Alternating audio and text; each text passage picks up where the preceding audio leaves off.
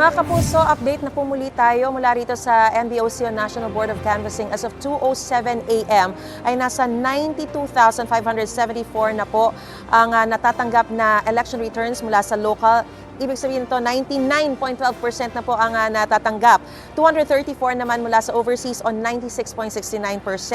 At sa mga certificates of canvass naman ay nasa 70 na po ang nare-receive mula sa provincial. Ibig sabihin po niyan 83.33% ng natatanggap.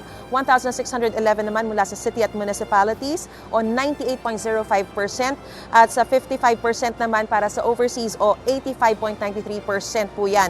Sa national wala pa, 0% pa po yan. Ang kaibahan po ng ER sa COC, yung election return, yung talaan po ng mga boto na nanggagaling mismo sa mga presinto. Samantalang yung certificate of canvass naman ay yung pinagsama-samang mga ERs mula sa mga presinto na nanggagaling mula sa isang lugar, halimbawa lungsod o kaya yung bansa.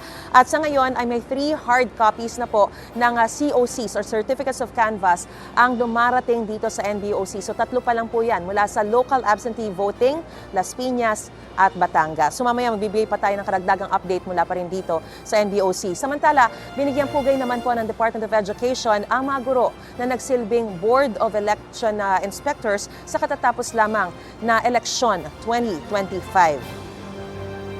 Sabi ni Education Secretary Sonny Angara, muling pinatunayan ng mga guro na nananatili silang sandigan ng bayan. Nagpasalamat siya sa sakripisyo ng mga guro para matiyak na tapat at maayos ang eleksyon. Pinasalamatan din ni Angara ang iba pang poll workers para sa kanilang serbisyo. Ayon sa DepEd, nasa mahigit 660,000 ang mga tauhan ng kagawaran na naging bahagi ng eleksyon.